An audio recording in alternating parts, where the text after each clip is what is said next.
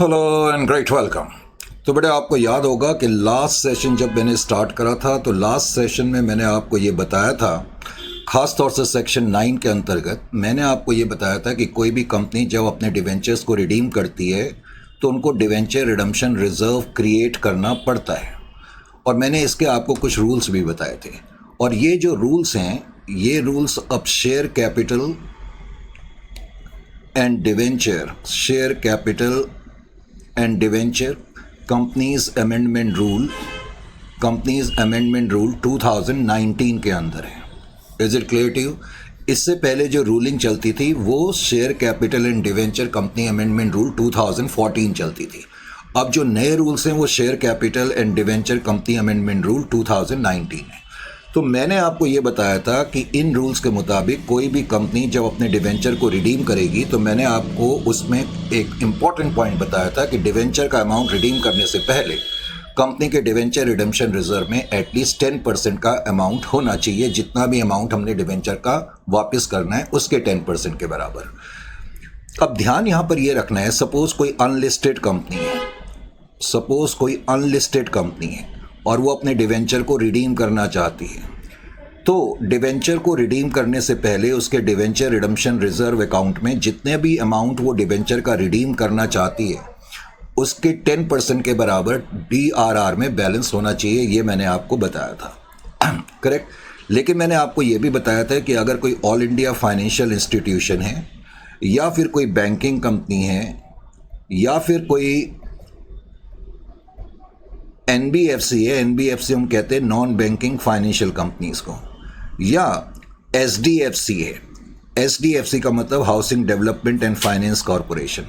तो मैंने कहा था अगर कोई company all India financial institution की कैटेगरी में आती है या वो बैंकिंग कंपनी है या NBFC है या SDFC है तो उनके ऊपर ये रूल अप्लाई नहीं करता है। यानी कि ये रूल बेसिकली अनलिस्टेड कंपनीज के ऊपर ही अप्लाई करता है। इसी तरह से अगर इसका मतलब कोई लिस्टेड कंपनी होगी तो उसके ऊपर भी ये रूल अप्लाई नहीं करेगा। तो अगर कोई अनलिस्टेड कंपनी अपने डिवेंचर को रिडीम करती है तो जितना भी अमाउंट वो डिवेंचर का रिडीम करना चाहती है उसके 10% के बराबर उसके DRR में बैलेंस होना चाहिए। ये मैंने आपको सेक्शन 9 में बताया था। अब जो सेक्शन 10 है जिसकी शुरुआत हम आज करेंगे, सेक्शन 10 में redemption of debenture and creation of DRR। अब मान लेते हैं कि कोई अनलिस्टेड कंपनी है, करेक्ट, कोई अनलिस्टेड कंपनी है। अब तुमको ये तो मालूम है कि अगर कोई अनलिस्टेड कंपनी है तो उसके ऊपर ये गाइडलाइन अप्लाई होंगी जो अभी मैंने तुम्हें बताया। अगर कोई अनलिस्टेड कंपनी है और मान लेते हैं कि वो 100 लाख रुपए के डिवेंचर वापस करना चाहती है करंट ईयर में, मान लेते हैं ये डिवेंचर इन्होंने काफ़ी पहले इशू करे हुए थे, 100 लाख रुपए के डिवेंचर, अब इनको करंट ईयर में इन डिवेंचर को रिडीम करना है। तो एक तो कंडीशन ये है कि ये अनलिस्टेड कंपनी है और ये अनलिस्टेड कंपनी है लेकिन ये ऑल इंडिया फाइनेंशियल इंस्टीट्यूशन नहीं है। हम मान के चल रहे हैं ये बैंकिंग कंपनी भी नहीं है, ये NBFC कंपनी भी नहीं है और ये SDFC भी नहीं है। तो इसका मतलब है इसके ऊपर जो है, वैसे ये जो कंपनी है इसको हम एग्जेम्प्टेड कैटेगरीज भी कहते हैं। एग्जेम्प्टेड का मतलब है इनके ऊपर रूल्स अप्लाई नहीं होंगे, ये एग्जेम्प्टेड कैटेगरी है। तो ये अनलिस्टेड कंपनी और एग्जेम्प्टेड कैटेगरी में नहीं आती है। 100 लाख रुपए के डिवेंचर इनको वापस करने हैं। तो एक तो कंडीशन ये है कि जितना भी अमाउंट इन्होंने डिवेंचर का वापस करना है जो कि 100 लाख है उसके 10% के बराबर इनके DRR में बैलेंस होना चाहिए। एक तो कंडीशन ये है, एक तो ये कंडीशन होती है जो आपको पता लग गया। अब दूसरी कंडीशन भी एक होती है, यानी कि जब कोई कंपनी अपने डिवेंचर को रिडीम करती है तो अब तुम्हें इस पर्टिकुलर टॉपिक से ये पता लगेगा कि रिडम्पशन का एग्जैक्टली प्रोसेस क्या है। एक तो ये कि कंपनी के डिवेंचर रिडम्पशन रिजर्व में 10% का बैलेंस होना चाहिए।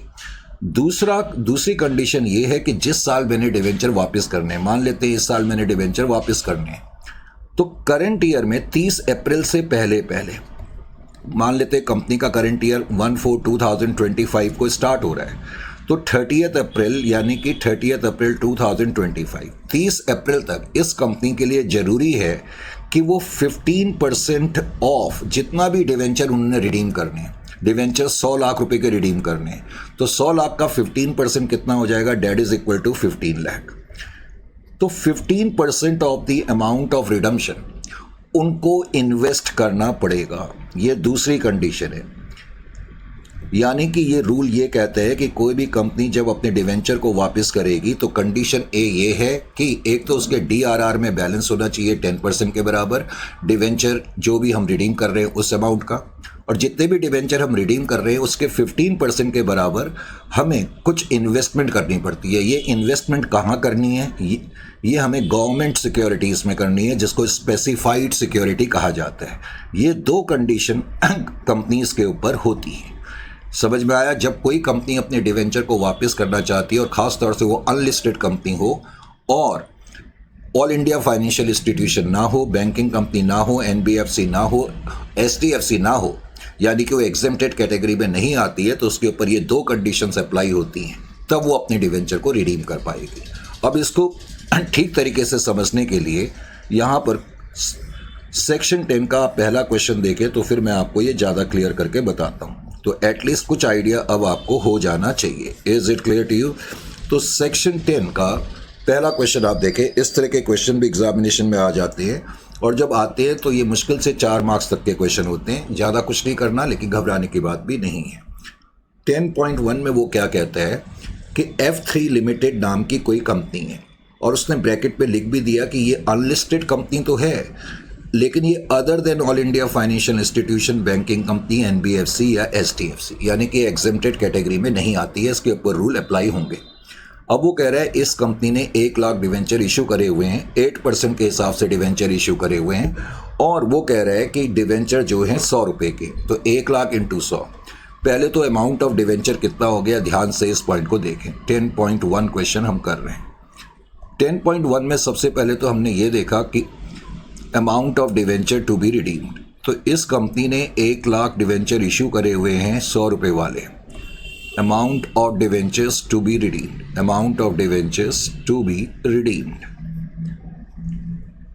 तो amount of debentures to be redeemed that is equal to 1 lakh into 100। 1 lakh into 100 कितना हो गया? That is equal to 100 lakh. तो इसका मतलब इस कंपनी ने 100 लाख रुपए के डिवेंचर वापस करने हैं। ये तो है redemption amount. Is it clear to you? अब वो आगे कह, और उसने बता भी दिया कि ये डिवेंचर हमने वापस करने 31/3/2021 को। अब वो कह रहा है कि आप ये एज्यूम करें कि कंपनी के डिवेंचर रिडम्पशन रिजर्व में पहले से ही 8 लाख का बैलेंस है। There is already a balance of ₹8 lakh in debenture redemption reserve account. 8 lakh का बैलेंस तो पहले से ही है। अब मुझे अपने डिवेंचर को रिडीम करना है। मैं एक अनलिस्टेड कंपनी हूँ, लेकिन मैं एग्जेम्प्टेड कैटेगरी के अंदर नहीं आता। तो सबसे पहले तो आपको ये समझना होगा कि कितने डिवेंचर आपने रिडीम करने हैं, 100 लाख के। फिर आपको ये समझ में आना चाहिए कि मिनिमम रिक्वायरमेंट कितनी है डिवेंचर रिडम्पशन रिजर्व की। Minimum amount required in DRR। तो डिवेंचर रिडम्पशन रिजर्व में कितना बैलेंस होना चाहिए? 10%। जितना भी डिवेंचर हमने रिडीम करना है उसके 10% के बराबर अमाउंट होना चाहिए। तो 100 लाख रुपए के डिवेंचर मुझे वापस करने हैं। 100 लाख का 10% कितना हो गया? 10 लाख। अब 10 लाख रुपए का बैलेंस डिवेंचर रिडम्पशन रिजर्व में होना तो चाहिए, लेकिन क्वेश्चन में दिया हुआ है कि एग्जिस्टिंग बैलेंस, पहले से ही इस कंपनी का DRR में कुछ बैलेंस है। एग्जिस्टिंग बैलेंस इन DRR, एग्जिस्टिंग बैलेंस इन DRR। क्वेश्चन में दिया हुआ है कि इस कंपनी का डिवेंचर रिडम्पशन रिजर्व में पहले से ही कुछ बैलेंस है। कितना बैलेंस है? क्वेश्चन में लिखा हुआ है 8 लाख रुपए का बैलेंस है। तो 8 लाख रुपए का बैलेंस तो है, लेकिन मिनिमम कितना चाहिए? 10 लाख। तो इसका मतलब मुझे अपने प्रॉफिट से 2 लाख रुपए और ट्रांसफ़र करने पड़ेंगे। Is it clear to you? हम already preparation of financial statement का चैप्टर कर चुके हैं। आपको मालूम, हम एक तो स्टेटमेंट ऑफ P&L बनाते हैं। स्टेटमेंट ऑफ P&L से हमारे पास लास्ट आइटम के रूप में net profit for the period निकलता है, आपको याद होगा। फिर आपको याद होगा, फिर हम स्टेटमेंट ऑफ सरप्लस बनाते थे। स्टेटमेंट ऑफ सरप्लस भी statement of profit and loss account ही है। बस फ़र्क ये है कि statement of profit and loss account से जो नेट प्रॉफिट निकलता है आफ्टर टैक्स, उसको मैं स्टेटमेंट ऑफ सरप्लस में लिखता हूँ नेट प्रॉफिट, करेक्ट। और फिर जो भी अमाउंट हम रिजर्व्स में ट्रांसफ़र करते हैं, चाहे वो जनरल रिजर्व हो, प्रपोज डिविडेंड हो, डिवेंचर रिडम्पशन रिजर्व हो, वो हम स्टेटमेंट ऑफ सरप्लस में लिखते हैं। तो मैं समझाना क्या चाहता हूँ कि इस कंपनी का ऑलरेडी बैलेंस है डिवेंचर रिडम्पशन रिजर्व में 8 लाख का, लेकिन हमें चाहिए 10 लाख। तो इस कंपनी को 2 लाख रुपए अपने प्रॉफिट से निकाल करके ट्रांसफ़र करने पड़ेंगे DRR में। तो मैं यहाँ पर लिखूँगा ट्रांसफ़र फ्रॉम P&L भी लिख सकते हैं, चलो मैंने लिख ही दिया ट्रांसफ़र फ्रॉम P&L, लेकिन ब्रैकेट में सरप्लस लिख देना, क्योंकि जनरली ये आइटम हम स्टेटमेंट ऑफ सरप्लस में दिखाते हैं। तो इस तरीके से 2 लाख रुपए आपको पहले तो ट्रांसफ़र करने पड़ेंगे, उसके आपको एक एंट्री भी करनी पड़ेगी जो कि हम बाद में करूँगा। Profit and loss account debit bracket में सरप्लस टू DRR अकाउंट। इसका मतलब है मैंने प्रॉफिट से 2 लाख रुपए डिवेंचर रिडम्पशन रिजर्व में डाल दी, तो अब मेरे डिवेंचर रिडम्पशन रिजर्व में 10 लाख रुपए हो गए। एक तो मुझे ये काम करना पड़ेगा, करेक्ट। अभी अभी मैंने तुम्हें ये कहा कि अब इस साल मुझे 31/3/2021 को, या आपकी बुक्स में अगर 25 की डेट लिखी है तो जो भी करंट ईयर की डेट है, करंट ईयर के एंड में मुझे अपने डिवेंचर को रिडीम करना है। तो मैंने कहा जिस साल हमने डिवेंचर वापस करने होते हैं उस साल मुझे कुछ इन्वेस्टमेंट भी करनी पड़ती है, करेक्ट। तो मुझे कितनी इन्वेस्टमेंट करनी पड़ेंगी? अभी अभी मैंने बताया था कि 15% की हमें इन्वेस्टमेंट करनी पड़ती है। Is it clear to you? तो 15% ऑफ 10 लाख, जितना भी अमाउंट डिवेंचर का मुझे वापस करना है जो कि 10 लाख का है, तो 10 लाख का 15% के बराबर अमाउंट मुझे वापस करना है 100 लाख। तो 100 लाख रुपए के डिवेंचर मुझे वापस करने हैं, उसका 15% जो हो गया वो 15 लाख हो गया। तो 15 लाख रुपए मुझे इन्वेस्ट करने पड़ेंगे। मैंने क्या बताया था, इन्वेस्टमेंट कहाँ करने पड़ते हैं? स्पेसिफाइड सिक्योरिटीज़ में।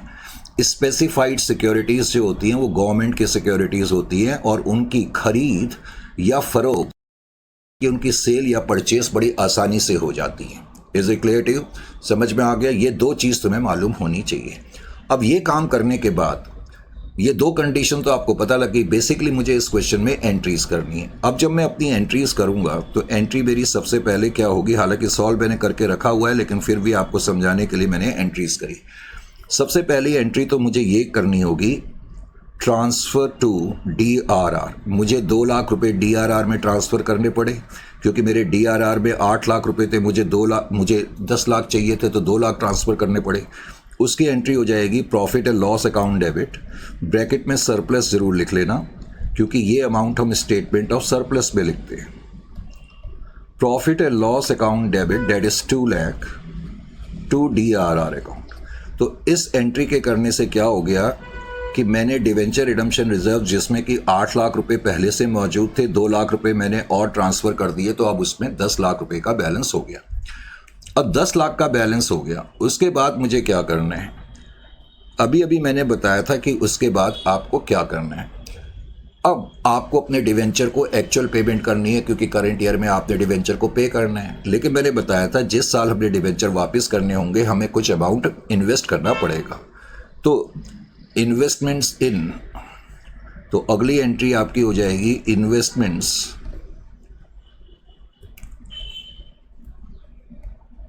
इन स्पेसिफाइड सिक्योरिटीज या गवर्नमेंट सिक्योरिटीज। स्पेसिफाइड सिक्योरिटीज या गवर्नमेंट सिक्योरिटीज जो भी आपको लिखना है, तो आप कुछ अमाउंट स्पेसिफाइड सिक्योरिटीज में इन्वेस्ट करेंगे। उसकी एंट्री होगी debenture redemption investment account debit. Debenture को रिडीम करने के लिए हम ये इन्वेस्टमेंट कर रहे हैं। Debenture redemption investment account debit to bank account. और जो इन्वेस्टमेंट करी जाएगी, मैंने बताया था जितना भी अमाउंट हमने रिडीम करना है जो कि 100 लाख है, उसके 15% के बराबर मुझे अमाउंट इन्वेस्ट करना पड़ेगा, जो कि 15 लाख आ रहा है। तो 15 लाख रुपए मैंने इन्वेस्टमेंट कर दी। अब इन्वेस्टमेंट करने के बाद मैं जाहिर है कि ईयर के एंड में आ जाऊंगा, और ईयर के एंड में सबसे पहले मुझे अमाउंट ड्यू की एंट्री करनी पड़ेगी, क्योंकि मुझे अब डिवेंचर को एक्चुअल अमाउंट पे करना है। तो amount due for redemption, amount due for redemption. तुमने 100 लाख रुपए के डिवेंचर जो हैं, amount due for redemption, correct. अब जो तुम्हारे डिवेंचर है कितने परसेंटेज हैं? 8% डिवेंचर है, तो तुम एंट्री लिखोगे 8% डिवेंचर अकाउंट डेबिट। अब ये डिवेंचर 8% जो 1 लाख डिवेंचर 100 रुपये वाले हैं, यानी कि 100 लाख रुपए के डिवेंचर, वो तुम्हारे पास अब वापस आएंगे। तो तुम उनको डेबिट करोगे। 2 debenture holder account, short form में मैंने DH लिख दिया, इसका मतलब डिवेंचर होल्डर से है। तो डिवेंचर होल्डर को हमने 100 लाख रुपए देने हैं। अब ड्यू करने के बाद हम उनकी एक्चुअल पेमेंट की एंट्री तो करते हैं, लेकिन एक्चुअल पेमेंट की एंट्री करने से पहले, क्योंकि एक्चुअल पेमेंट मैं जब करूंगा तो मुझे 100 लाख रुपए का कैश देना पड़ेगा, तो एक्चुअल पेमेंट करने से पहले आपको क्या करना पड़ेगा, जो आपने अपनी इन्वेस्टमेंट करी हुई है अब आप उस इन्वेस्टमेंट को बेच देंगे। तो मैं यहाँ पर लिखूंगा सेल ऑफ इन्वेस्टमेंट। क्या लिखेंगे? Sale of investment. तो मैं अपनी इन्वेस्टमेंट को बेच दूंगा, सेल ऑफ इन्वेस्टमेंट। अब जब मैं इन्वेस्टमेंट को बेचूंगा तो मेरी एंट्री होगी bank account debit to debenture redemption investment account. तो जो मैंने इन्वेस्टमेंट 15 लाख रुपए की करी थी, अब उसको मैंने बेच दिया। अब 15 लाख रुपए की मैंने इन्वेस्टमेंट करी थी, तो मैंने 15 लाख रुपए की इन्वेस्टमेंट को बेच दिया। अब मुझे 15 लाख रुपए मिल गए। इन्वेस्टमेंट को बेचने के बाद अब आप अपनी एक्चुअल पेमेंट की एंट्री करेंगे, actual payment to debenture holders. अब डिवेंचर होल्डर्स को आपने 100 लाख रुपए देने हैं, अब आप उनको 100 लाख रुपए दोगे एक्चुअल पेमेंट।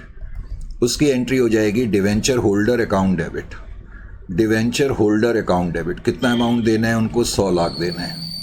तो 100 लाख रुपए तुमने दे दिए, debenture holder account debit to bank account. इस तरीके से आपने ये एंट्री कर दी।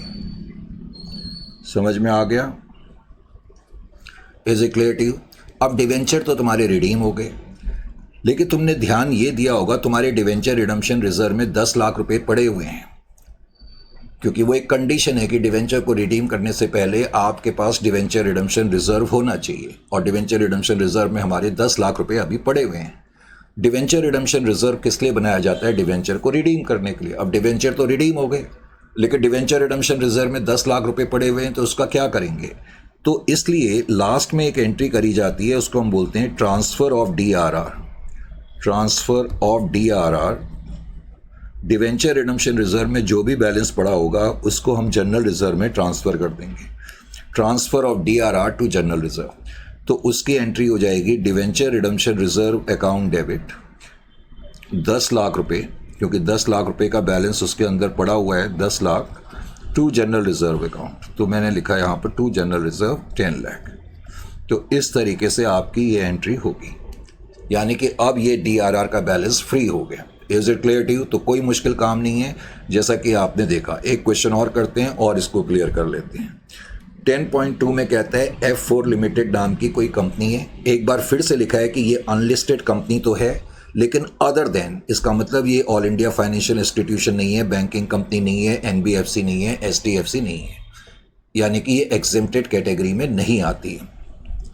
अब वो कह रहे हैं इस कंपनी के ₹10 लाख, तुम्हें दिया हुआ है कि इस कंपनी ने 10 लाख रुपए के डिवेंचर इशू करे हुए हैं और ये 9% डिवेंचर हैं, और इन डिवेंचर को वापस करना है हमने 1/10/2021 में, और कह रहा है एट ए प्रीमियम ऑफ 5% पर करना है। अब की बार हमने डिवेंचर को प्रीमियम पे वापस करना है। फिर कह रहा है कंपनी के पास डिवेंचर रिडम्पशन रिजर्व में 80,000 रुपए का बैलेंस पहले से ही मौजूद है। 80,000 रुपए का बैलेंस पहले से ही मौजूद है, क्वेश्चन में ये भी कह रहा है। तो इसको समझने के लिए सबसे पहले तो जैसे कि मैंने 10.1 में करा था, इसमें भी मैंने वही चीज़ें करी। लीजिए जी, अब 10.2 में पहले तो कहानी क्या है? पहले तो स्टेप नंबर A में मैं ये देखूंगा amount of debenture to be redeemed, amount of debentures, amount of debentures. अब जहां तक डिवेंचर का अमाउंट है, जैसा कि क्वेश्चन में लिखा हुआ है कि इस कंपनी के 10 लाख रुपए के डिवेंचर हैं। 10 लाख रुपए के डिवेंचर तुम्हें दिया ही हुआ है, और उसने ये भी लिखा है कि इन डिवेंचर को 5% प्रीमियम पर वापस करना है। तो 5% प्रीमियम अगर मैं देखूं तो 50,000, तो 10,50,000 रुपए मुझे वापस करने हैं। लेकिन वैसे तो रिडम्पशन अमाउंट 10,50,000 है, लेकिन जो मैं परसेंटेज कंप्यूट करूंगा वो फेस वैल्यू के हिसाब से करूंगा। जो डिवेंचर मैंने रिडीम करने हैं उनकी जो फेस वैल्यू है, जो हम परसेंटेज, जो कंडीशन की परसेंटेजेस हैं, वो फेस वैल्यू पर कंप्यूट करी जाएंगी। फॉर एग्जांपल, जैसे कि अब इस कंपनी का इस कंपनी को डिवेंचर रिडम्पशन रिजर्व में कुछ बैलेंस होना चाहिए, मिनिमम बैलेंस। तो मिनिमम रिक्वायरमेंट जब तुम कंप्यूट करोगे, मिनिमम अमाउंट रिक्वायर्ड, अब मिनिमम अमाउंट रिक्वायर्ड कितना हो जाएगा इन DRR, minimum amount required in DRR। तो वैसे तो मैंने कहा है रिडम्पशन अमाउंट का 10%, लेकिन जो रिडम्पशन अमाउंट है वो फेस वैल्यू वाला होना चाहिए। तो इसलिए जो फेस वैल्यू है वो उस पर मैं ये परसेंटेज अप्लाई करूंगा। तो 10% ऑफ 10 लाख, इसका मतलब डिवेंचर रिडम्पशन रिजर्व अकाउंट में 1 लाख रुपए का बैलेंस होना चाहिए। एक तो कंडीशन ये है, और क्वेश्चन में दिया हुआ है कि ऑलरेडी इनका कुछ बैलेंस है 80,000 के बराबर, एग्जिस्टिंग बैलेंस। वो कह रहे हैं कि इनके पास डिवेंचर रिडम्पशन रिजर्व अकाउंट में एग्जिस्टिंग बैलेंस इन DRR। तो DRR अकाउंट में एग्जिस्टिंग बैलेंस 20,000 था, 80,000 था, जरा मैं चेक कर लूँ। वो कह रहे हैं कि कंपनी का जो बैलेंस था डिवेंचर रिडम्पशन रिजर्व अकाउंट में 80,000 का बैलेंस है। तो 80,000 का बैलेंस इस कंपनी का पहले से ही है। तो इसका मतलब मुझे कितना अमाउंट ट्रांसफ़र करना पड़ेगा, क्योंकि मिनिमम रिक्वायरमेंट के मुताबिक डिवेंचर रिडम्पशन रिजर्व अकाउंट में 1 लाख रुपए का बैलेंस होना चाहिए कि नहीं, बैलेंस बिल्कुल होना चाहिए। तो इसका मतलब मुझे कितना अमाउंट ट्रांसफ़र करना पड़ेगा, ट्रांसफ़र 20,000 रुपीज़। और ये मैं कहाँ से ट्रांसफ़र करूँगा, प्रॉफिट से ट्रांसफ़र करूँगा, ट्रांसफ़र फ्रॉम प्रॉफिट्स, ताकि उसमें 1 लाख रुपए हो जाएं, जो कि मेरी पहली एंट्री भी होगी। उसके बाद अब मुझे जब डिवेंचर को पेमेंट भी करनी है, तो इस साल पेमेंट भी करनी है, मुझे इन्वेस्टमेंट भी करनी पड़ेगी। तो इन्वेस्टमेंट इन स्पेसिफाइड सिक्योरिटीज़, अब इन्वेस्टमेंट्स इन स्पेसिफाइड सिक्योरिटीज़, अब स्पेसिफाइड सिक्योरिटीज़ में जब मैं अमाउंट इन्वेस्ट करूंगा, इन्वेस्टमेंट इन स्पेसिफाइड सिक्योरिटीज़, तो जो फेस वैल्यू डिवेंचर की मुझे वापस करनी है वो कितनी है, 10 लाख है, उसका 15%, यानी कि 1,50,000 रुपये में स्पेसिफाइड सिक्योरिटीज़ में इन्वेस्ट करूंगा। तो अब मेरी एंट्रीज़ की पोजीशन यहां पर क्या हो जाएगी, अब मैं जब एंट्रीज़ लिखूंगा,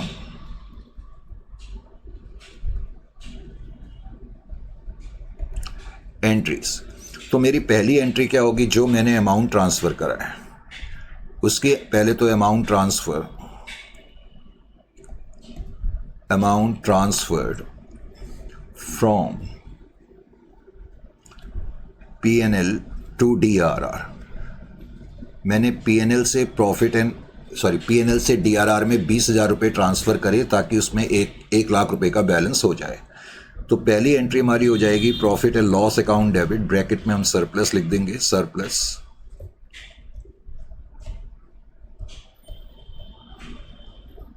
that is equal to 20,000 to DRR account. तो इस तरह से अब मेरे पास DRR में 1 लाख रुपए हो गए, जो कि मिनिमम रिक्वायर्ड अमाउंट होना चाहिए, करेक्ट। अब उसके बाद मैं क्या करूंगा, इन्वेस्टमेंट करूंगा, इन्वेस्टमेंट इन स्पेसिफाइड सिक्योरिटीज़। अब हम अपनी स्पेसिफाइड सिक्योरिटीज़ में अमाउंट इन्वेस्ट करेंगे।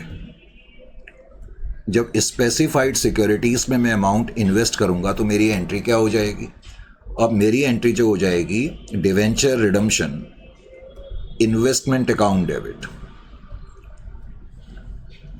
Debenture redemption investment account debit to bank account.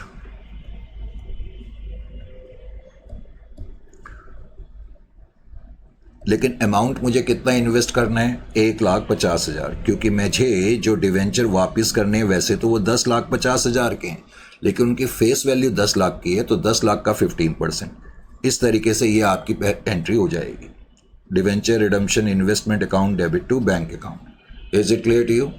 अब इस एंट्री को करने के बाद फिर मैंने क्या बताया था, हम अमाउंट ड्यू की एंट्री करेंगे। Amount due for redemption, amount due for redemption. अब अमाउंट ड्यू फॉर रिडम्पशन जब मैं करूंगा तो मैं एंट्री लिखूंगा, अब की बार डिवेंचर की परसेंटेज क्या है, 9% है, तो 9% डिवेंचर अकाउंट डेबिट। 10 लाख रुपए के डिवेंचर वापस आएंगे और अब की बार हमने उनको प्रीमियम पर वापस करना है, ये भूलना नहीं है, तो इसलिए प्रीमियम ऑन रिडम्पशन आप डेबिट करेंगे, प्रीमियम ऑन रिडम्पशन डेबिट 50,000। और डिवेंचर होल्डर को आपने जो अमाउंट एक्चुअली में पे करना है वो 10,50,000 रुपये पे करने, तो ये आपने ड्यू एंट्री कर दी, अमाउंट ड्यू फॉर रिडम्पशन। लेकिन एक्चुअल पेमेंट करने से पहले मुझे अपनी इन्वेस्टमेंट को बेचना पड़ेगा, cell of investments.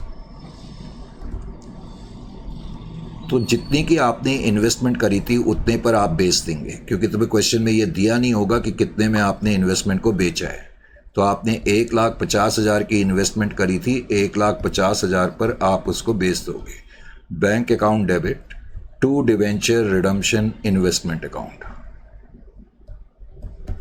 Date is equal to 1,50,000। अब इन्वेस्टमेंट को बेचने के बाद आप जो है फिर एक्चुअल पेमेंट की एंट्री करेंगे। तो एक्चुअल पेमेंट की एंट्री जब आप करेंगे तो एंट्री क्या होगी, actual payment account, sorry actual payment, पहले तो नरेशन लिखी,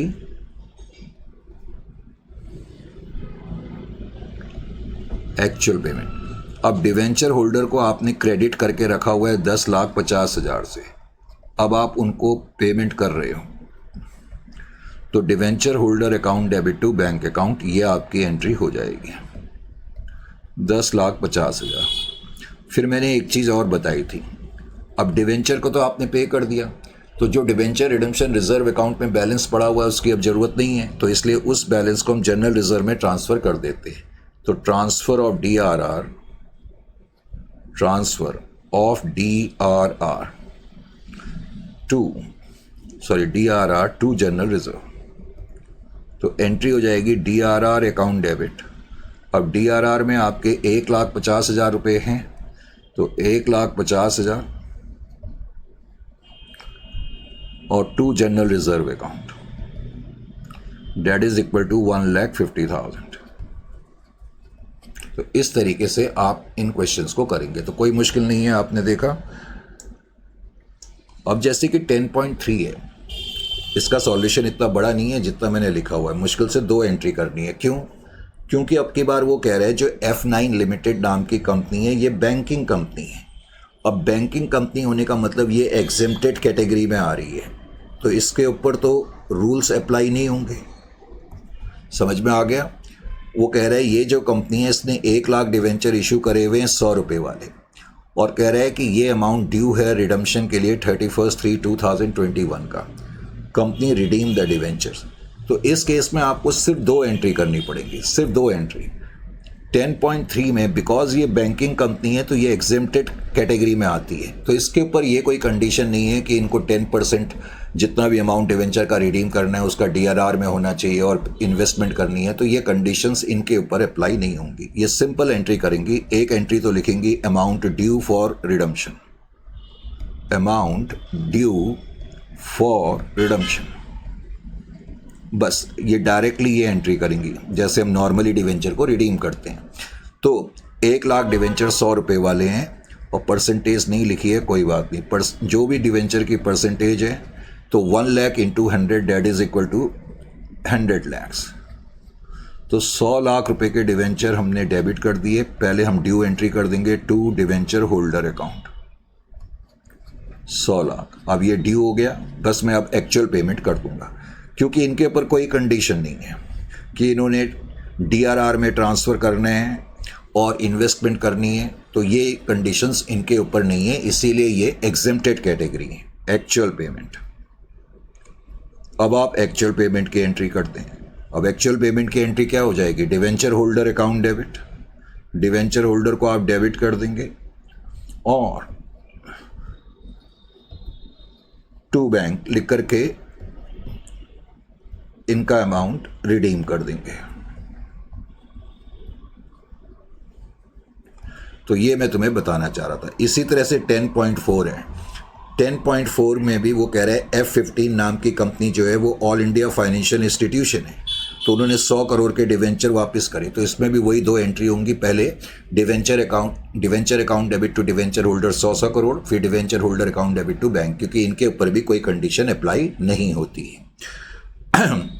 अब अगला सेक्शन जो है वो है सेक्शन 11। सेक्शन 11 का ताल्लुक purchase in the open market and come interest and ex interest से है। और मैंने बहुत बार देखा है कि बहुत से बच्चों को ये चैप्टर टफ जो लगता है उसका एक कारण ये टॉपिक भी है। ये टॉपिक देख के बच्चों को पता नहीं क्यों बहुत सारा डर सा लगता है, ये मैंने बहुत बारी नोट करा है। और इस टॉपिक में जो भी सॉल्यूशंस मैं कराऊंगा आप उसको नोट कर लेना अच्छी तरह से। इस टॉपिक के अंदर एक चीज़ मैं कहना चाहता हूँ, आपने 11.1 तो करना है, अब आप 11.2 क्वेश्चन नहीं करेंगे, क्योंकि ये क्वेश्चन अब जो नई गाइडलाइंस हैं उनके मुताबिक नहीं है। तो ये क्वेश्चन अब आउटडेटेड हो गया है, तो इसलिए इस क्वेश्चन को हमें अब नहीं करना है, क्योंकि नई गाइडलाइंस के मुताबिक अब ये क्वेश्चन बनता नहीं है। Is it clear to you? तो 11.2 को आप डिलीट कर दें। उसके अलावा वैसे भी इस टॉपिक से जो आपको क्वेश्चन आएंगे वो 2-2 मार्क्स के या 4-4 मार्क के आएंगे। 11.3 का हमने करना है, 11.4 और 11.5 बाकी सारे क्वेश्चंस हमने करने हैं।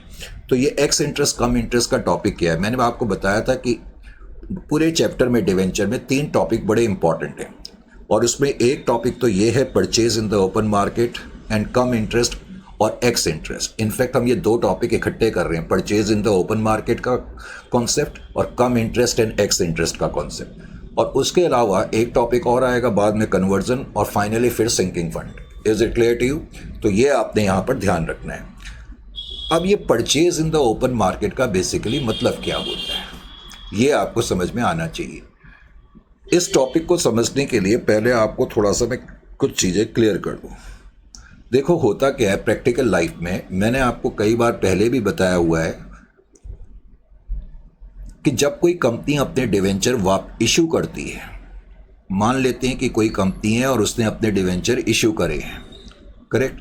मान लेते हैं कि इस कंपनी ने ये डिवेंचर जो इशू करे हैं 1/4/2026 को करे हैं, और कंपनी ने ये कहा है कि हम इन डिवेंचर को फर्स्ट ईयर का एंड, सेकेंड ईयर का एंड, थर्ड ईयर का एंड, फोर्थ ईयर का एंड, फिफ्थ ईयर का एंड, कि जब 5 ईयर्स ख़त्म हो जाएंगे, first year and, second year and, third year and, fourth year and and fifth year and, तो कंपनी ने कहा है कि जब 5 साल ख़त्म हो जाएंगे तब हम इन डिवेंचर को रिडीम करेंगे। मैंने आपको बताया हुआ है कि जब कोई कंपनी अपने डिवेंचर को इशू करती है, तो जिस दिन कंपनी अपने डिवेंचर को इशू करती है, बाकायदा कंपनी उसी दिन मेंशन कर देती है कि आपका पैसा यानी कि डिवेंचर होल्डर का पैसा हम कब वापस करेंगे, किस डेट को करेंगे, किस रेट के हिसाब से करेंगे। सारी चीज़ों को इशू करते वक्त कंपनी को क्लियर करना पड़ता है। बिकॉज कंपनी ने कहा हुआ है कि हम डिवेंचर को 5 साल के बाद वापस करेंगे, तो लीगली ये कंपनी 5 साल से पहले डिवेंचर वापस नहीं कर सकती। अब आपको ये भी मालूम होना चाहिए कि जब कोई कंपनी डिवेंचर इशू करती है, तो कंपनी ने डिवेंचर इशू करें हैं तो कंपनी को हर साल इंटरेस्ट भी देना पड़ेगा, यानी कि फर्स्ट ईयर के एंड में भी इंटरेस्ट देना पड़ेगा, सेकेंड ईयर के एंड में भी इंटरेस्ट देना पड़ेगा, थर्ड ईयर के एंड में भी कुछ इंटरेस्ट देना पड़ेगा। कुछ क्या, जितने भी डिवेंचर हमने इशू करे हुए हैं और जो भी उन डिवेंचर की परसेंटेज है, तो उतना इंटरेस्ट कंपनी को हर साल देना पड़ेगा। और जब 5 साल ख़त्म हो जाएंगे तो अगले 6-7 दिन के अंदर हमें डिवेंचर होल्डर का प्रिंसिपल अमाउंट यानी कि पैसा भी वापस करना पड़ेगा। तो जब कोई कंपनी डिवेंचर इशू करती है तो कंपनी के ऊपर किसी तरीके का कुछ ना कुछ दबाव होता है, खास तौर से इंटरेस्ट की पेमेंट का। अच्छा जी, अब कभी कभी कोई कंपनी या यही कंपनी, मान लेते हैं ये जो भी कंपनी है, मान लेते हैं ये F1 लिमिटेड नाम की कंपनी है, तो इसने डिवेंचर इशू करे हुए थे ये कह करके कि हम 5 साल के बाद आपका पैसा वापस करेंगे। Is it clear to you? लेकिन हम मान लेते हैं कि इस कंपनी ने पहले साल में बड़े ज़बरदस्त प्रॉफिट कमाए और सेकेंड ईयर में तो और भी ज़बरदस्त प्रॉफिट कमाए। अब इस कंपनी के पास बहुत सारे प्रॉफिट्स हो गए, बहुत पैसा आ गया, तो अचानक कंपनी के या डायरेक्टर्स के दिमाग में ये बात आई कि क्यों ना हम इन डिवेंचर को सेकेंड ईयर के बाद ही वापस कर दें। तो कंपनी के डायरेक्टर के दिमाग में ये बात आई कि अगर हम इन डिवेंचर को सेकेंड ईयर के बाद ही वापस कर दें तो हमें बहुत फ़ायदा हो जाएगा। किस तरह से फ़ायदा हो जाएगा कि कंपनी को थर्ड ईयर का इंटरेस्ट पे नहीं करना पड़ेगा, फोर्थ ईयर का इंटरेस्ट पे नहीं करना पड़ेगा, फिफ्थ ईयर का इंटरेस्ट पे नहीं करना पड़ेगा। तो इंटरेस्ट की सेविंग हो जाएगी अगर हम टाइम से पहले डिवेंचर को वापस कर दें। लेकिन अभी कुछ लम्हा पहले मैंने कहा कि जिस दिन हम डिवेंचर इशू करते हैं उस दिन बकायदा हमें ये बताना पड़ता है कि डिवेंचर का पैसा कब वापस होगा। जैसे कि इस केस में हमने कहा है 5 साल के बाद। फिर मैंने खुद ये कहा कि अगर कंपनी ने ये कह करके डिवेंचर इशू करें कि हम 5 साल के बाद वापस करेंगे, तो लॉजिकली ये कंपनी 5 साल से पहले डिवेंचर का पैसा वापस नहीं कर सकती। मैंने अभी खुद कहा। तो लॉजिकली तो कंपनी नहीं कर सकती, लेकिन कंपनी के पास एक तरीका है अपने इन डिवेंचर को समय से पहले वापस करने का। और वो तरीका क्या है देखें यहाँ पर। तो कंपनी के डायरेक्टर ने जब देखा कि हमारे पास काफ़ी प्रॉफिट हो गया है और क्यों ना हम सेकेंड ईयर के बाद ही डिवेंचर को वापस कर दें, तो इस स्कीम को अपनाने के लिए कंपनी के डायरेक्टर ने क्या करा, कैपिटल मार्केट में एक अनाउंसमेंट करा दी। कैपिटल मार्केट में कंपनी ने एक अनाउंसमेंट करा दी। क्या अनाउंसमेंट करा दी? कंपनी ने ये अनाउंसमेंट करा दी कि हमने जो डिवेंचर इशू करे हुए हैं अपने डिवेंचर होल्डर्स को, तो हम अपने डिवेंचर होल्डर्स को इनवाइट करते हैं कि उन्होंने जो डिवेंचर हमसे खरीदे हैं वो डिवेंचर आप हमें वापस बेच सकते हैं और हम खरीदने के लिए तैयार हैं। बात समझ में आ रही है? कंपनी ने कैपिटल मार्केट में ये अनाउंसमेंट कर दी कि हम अपने ही डिवेंचर को खरीदने के लिए तैयार हैं। तो ऐसी सिचुएशन में कई मर्तबा डिवेंचर होल्डर जो हैं वो अपने डिवेंचर को, जो डिवेंचर उन्होंने कंपनी से खरीदे थे, मैं कंपनी हूं, तुमने मेरे डिवेंचर खरीदे हुए हैं, अब मैंने ये अनाउंसमेंट कर दी कि आप चाहो तो अपना पैसा 5 साल से पहले वापस ले सकते हो। किस तरीके से कि आपने जो डिवेंचर मेरी कंपनी से खरीदे हैं आप अपने डिवेंचर हमारी कंपनी को बेच दो। तो यहाँ हम लॉ को वायलेट नहीं कर रहे हैं, ये एक तरीका है। इसको हम बोलते हैं purchase in the open market. This is known as purchase in the open market. यानी कि कंपनी मार्केट में अनाउंसमेंट कर करके अपने डिवेंचर होल्डर को इनवाइट करती है कि आपने जो डिवेंचर हमारी कंपनी के खरीदे हैं वो डिवेंचर आप हमें वापस बेच दो और अपना पैसा वापस ले लो। इसको हम बोलेंगे purchase in the open market. और इसमें कंपनी को कुछ फ़ायदा होता है, क्योंकि एक तो फ़ायदा ये है कि कंपनी की इंटरेस्ट की कुछ सेविंग्स हो जाएंगी, नंबर 1। नंबर 2, कंपनी को एक और फ़ायदा होता है, क्योंकि कंपनी बेसिकली जैसे कि इस केस में समय से पहले यानी कि ऑलमोस्ट 3 इयर्स पहले डिवेंचर होल्डर का पैसा वापस कर रही है। तो जनरली कंपनी डिवेंचर होल्डर को थोड़ा सा कम अमाउंट देती है। जैसे आपने मेरी कंपनी के 1000 डिवेंचर 100 रुपये वाले खरीदे हुए हैं 1 लाख के, तो हम आपको कहेंगे भाई समय से पहले हम आपका पैसा लौटा देंगे, लेकिन हम आपको 1 लाख की बजाय लेटर से 95,000 रुपीज़ पे करेंगे। तो कंपनी की यहाँ पर विनिंग पोजीशन है दोनों साइड से। तो ये एक पॉपुलर तरीका है अपने ही डिवेंचर को समय से पहले वापस करने का। इसको कहते हैं purchase in the open market, number 1। और इसके अंदर जो है एक ये 2 चीज़ें हैं, कम इंटरेस्ट और एक्स इंटरेस्ट। ये क्या चीज़ें हैं और ये चीज़ें कई बार बच्चों को बहुत तंग करती हैं, ये भी मैंने अपने एक्सपीरियंस से देखा है। तो जाहिर है कि इसको मुझे आपको समझाना पड़ेगा और तरीके से समझाना पड़ेगा ताकि आपको सारा कॉन्सेप्ट बहुत अच्छी तरह समझ में आ जाए। अब इस कॉन्सेप्ट को समझने के लिए देखें यहाँ पर ये एक्स इंटरेस्ट कम इंटरेस्ट में धीरे धीरे आपको बताऊंगा ये दोनों क्या है। वैसे हम इनको कहते हैं मार्केट कोटेशंस। क्या कहते हैं? कोटेशंस। एनीवे, अब आपको ये समझ में आ जाएगा। डेफिनेटली इस टॉपिक में से एक क्वेश्चन होगा 2 या 4 मार्क्स का, या तो 2 मार्क्स का होगा या 4 मार्क्स का होगा। वो कहते हैं हिल व्यू लिमिटेड नाम की कंपनी है और उसने अपने ही 5000 डिवेंचर जो 10% डिवेंचर हैं, अपने ही 10% 5000 डिवेंचर 100 रुपये वाले खरीद लिए एट द रेट ऑफ 90 पर डिवेंचर ऑन 31/12/2021। किसी की बुक्स में डेट 25 लिखी होगी तो 25 कर लेना। तो एक कंपनी ने 5000 डिवेंचर खरीदे हैं, 100 रुपये वाले डिवेंचर खरीदे हैं, 5000 डिवेंचर 100 रुपये वाले खरीदे हैं। चलो मैं डेट 25 ही कर देता हूँ, बच्चों को कन्फ्यूजन ना रहे, क्योंकि हो सकता है मुझे डाउट है कि कुछ बच्चों के हाथ में बुक्स होंगी जिसमें डेट 25 लिखी होगी, तो जिनकी बुक में 21 लिखी है वो 25 कर लें। तो 31/12/2025 को कंपनी ने कितने डिवेंचर खरीदे? 5000। 10% डिवेंचर हैं, इनकी फेस वैल्यू 100 रुपये की है। किस रेट के हिसाब से खरीदे? 90 रुपीज़ के हिसाब से खरीदे। आगे कह रहा है the due date of interest is 31 March and 30 September. अब कह रहा है जो ड्यू डेट है इनकी वो 31 मार्च है और 30 सितंबर की। अब कह रहा है pass entries if quotations are cum interest and ex interest. ये कम इंटरेस्ट एक्स इंटरेस्ट क्या है? सारी चीज़ें, थोड़ा सा पेशेंस रखना पड़ेगा, सारी चीज़ें आपकी क्लियर हो जाएंगी। पहले तो इसको जरा ध्यान से समझें। देखें यहाँ पर 11.1 में समझाने के लिए मैंने क्या करा 11.1। अब 11.1 क्वेश्चन में जस्ट वेट, सबसे पहले तो मैंने एक लाइन खींची। ऑब्वियसली जब मुझे कुछ समझाना होता है तो आपको मालूम ही है मैं कुछ इस तरीके से बताने की कोशिश करता हूँ। आपने सबसे पहले तो आप ये प्रज्यूम करो कि आप खुद कंपनी हो, आपकी कंपनी ने डिवेंचर इश्यू करे होंगे और आपकी कंपनी 5,000 डिवेंचर, यानी कि आप एज ए कंपनी 5,000 डिवेंचर खरीद रहे हो। आप अपनी ही कंपनी के 5,000 डिवेंचर खरीद रहे हो। पहले तो आपने ड्यू डेट ऑफ इंटरेस्ट को ध्यान में रखना है। कह रहे ड्यू डेट ऑफ इंटरेस्ट जो है एक तो 31 मार्च को है, 31 मार्च की ड्यू डेट है, और एक है 30 सितंबर। ये भी मैंने आपको बताया हुआ है कि जनरली कोई कंपनी जब डिवेंचर इश्यू करती है तो वो साल में 2 बार इंटरेस्ट देती है, 6 महीने में इंटरेस्ट देती है। तो 30 सितंबर की ड्यू डेट ये है। Is it clear to you? अब ध्यान से सुने, फिर तुमने ऐसे क्वेश्चन में क्या नोट करना है, मैंने क्या क्या बताया। एक तो पहले इंटरेस्ट की डेट को नोट करना है। ये क्या है? इंटरेस्ट की डेट है। ये इंटरेस्ट की डेट है। कंपनी एक तो 31 मार्च को इंटरेस्ट देती है और 30 सितंबर को इंटरेस्ट देती है। एक तो इंटरेस्ट की डेट को ध्यान से नोट करना है। फिर उसके बाद क्या नोट करना है कि कौन सी तारीख को आपकी कंपनी ने अपने ही डिवेंचर खरीदे।